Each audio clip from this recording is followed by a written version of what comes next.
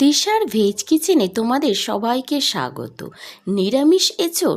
নিরামিষ এঁচোড়ের কথা শুনলেই কীরকম একটা মনে হয়, নিরামিষ আবার এঁচোড়। হ্যাঁ, আজকে আমি তোমাদের নিরামিষ এঁচোড় কষা রান্না করে দেখাবো, তাও আবার গোটা ধনে দিয়ে। অসাধারণ টেস্ট হয় এই গোটা ধনে দিয়ে নিরামিষ এঁচোড় কষা। তোমরা যারা এখনও পর্যন্ত খাওনি নিরামিষ এঁচোড় কষা, তারা কিন্তু পুরো ভিডিওটা দেখতে থাকো। দেখো, আমি এখানে এঁচোড় নিয়েছি এবং আলু নিয়েছি। এঁচোড় আর আলুটা আমি কিন্তু হালকা করে একটু সেদ্ধ করে নিয়েছি, মানে বেশি সেদ্ধ করিনি, হালকা একটু নরম হয়েছে সেরকমভাবে কিন্তু আমি আলু এবং এঁচোড়টাকে আর অল্প একটু নুন দিয়ে নিয়েছিলাম সেদ্ধ করার সময়। এরপর আমি দেখো কড়াই বসিয়ে দিয়েছি। কড়াইতে কিন্তু আমি সর্ষের তেল দিয়ে দিয়েছি। আমি এখানে নিয়েছি গোটা ধনে এবং একটা শুকনো লঙ্কা আর তেজপাতা। আমি প্রথমে তেজপাতা আর শুকনো লঙ্কাটা ফোড়ন দিয়ে দেবো। দেখো, এরপর আমি দিয়ে দেবো এখানে গোটা ধনেটা, যেটা আমি রেখেছিলাম। তো গোটা ধনেটা আমি পুরোটাই দিয়ে দেবো। এখানে মোটামুটি ছোটো চামচের 1 চামচ মতো আমি গোটা ধনে নিয়েছিলাম। ধনেটা একটু ভাজা হবে, মানে ধনের যখনই গন্ধটা বেরোবে আমি এবার আলু এবং এঁচোড়গুলো দিয়ে দেবো। আলু আর এঁচোড়গুলো সবগুলো দিয়ে আমি হালকা করে কিন্তু একটু ভেজে নেব এঁচোড় আর আলুগুলো। তো আমি দেখো এখানে এঁচোড় আর আলুগুলো সব দিয়ে দিলাম, দিয়ে আমি একটু হালকা হালকা করে এঁচোড় আর আলুটা ভেজে নেব। আলু আর এঁচোড়টা একটু হালকা করে ভেজে নিলে কিন্তু এই নিরামিষ এঁচোড় কষাটা কিন্তু আরও বেশি টেস্টি হয়ে ওঠে। তো আমি দেখো হালকা হালকা করে এখানে ভেজে নিচ্ছি এঁচোড় আর আলুটা।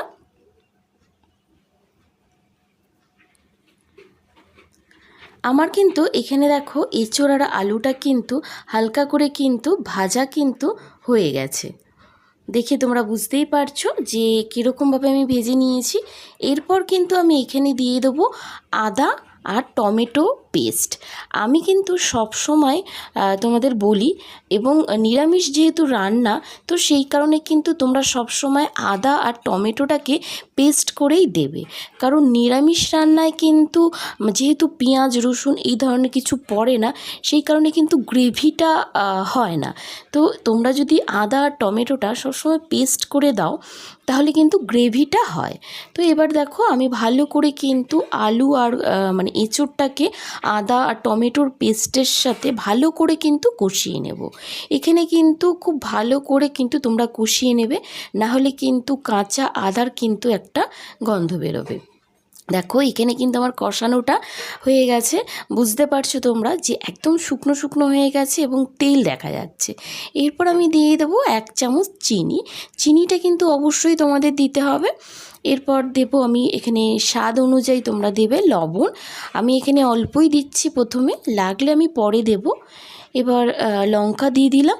এখানেও কিন্তু তোমরা যে যেরকম ঝাল খাবে সেই অনুযায়ী লঙ্কা দেবে। তোমরা যারা শুকনো লঙ্কা খাও না, তারা কিন্তু কাঁচা লঙ্কা বাটা এখানে দিতে পারো। আর দিয়ে দিলাম আমি এখানে হলুদের গুঁড়ো। তো এবার দিয়ে দেবো আমি ধনের গুঁড়ো, মানে 1 চামচ মতো ধনের গুঁড়ো দিচ্ছি আমি। আর এখানে কিন্তু জিরের গুঁড়োটা দেবো সামান্য পরিমাণে, এখানে বেশি কিন্তু দেবো। এবার আমি দিয়ে দেবো এখানে জল কিন্তু বেশি দেবো না, অল্প জল দিয়ে কিন্তু আমি মশলাগুলোর সাথে আলু আর এঁচোড়টাকে কিন্তু ভালো মতো কষিয়ে নেব। যে কোনো রান্নাতেই মশলা যদি ভালো না কষানো হয় না, তাহলে কিন্তু রান্নার টেস্ট কিন্তু ভালো আসে না, কাঁচা মশলার গন্ধ করে এবং খেতেও কিন্তু ভালো হয় না। তাই আমি সবসময় রান্নাটা একটু ভালো করে সময় নিয়ে করার চেষ্টা করি এবং ভালো করে কষাই আর কি মশলাটা। দেখো এখানে কিন্তু আমি ভালো মতো আলু আর এঁচোড়ের সাথে মশলাটা কষিয়ে নেব। যখন দেখবে তোমরা কষাতে কষাতে নিচে তেল উঠছে, তখনই মনে করবে যে কষানো হয়ে গেছে। দেখো একদম মশলাটা ভালো মতো কষে গেছে, নিচে কিন্তু তেল দেখা যাচ্ছে আমার। এরপর আমি এখানে দিয়ে দেবো পরিমাণ মতো জল। তো এখানে আমি তোমাদের একটু বলি, এই রান্নাটা কিন্তু একদম শুকনো হবে না এবং একদম ঝোল হবে না, এটা কিন্তু একটু মাখা মাখা হবে। তো সেই কারণে কিন্তু তোমরা জলটা কিন্তু অবশ্যই কিন্তু বুঝে জলটা দেবে।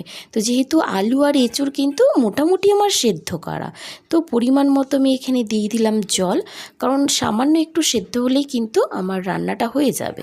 তো সেই কারণে খুব একটা বেশি কিন্তু আমি জল দিলাম না। এরপর ভালো করে আমি কিন্তু এটাকে মিক্স করে নেব। ভালো করে মিক্স করে আমি কিন্তু এটাকে 5 মিনিটের জন্য কিন্তু ঢাকা দিয়ে রেখে দেব। তো ভালো করে আমি আগে মিক্স করে নিই, মশলাটার সাথে ভালো করে মিক্স না হলে কিন্তু ভালো লাগবে না খেতেও। তো 5 মিনিট আমি অপেক্ষা করব।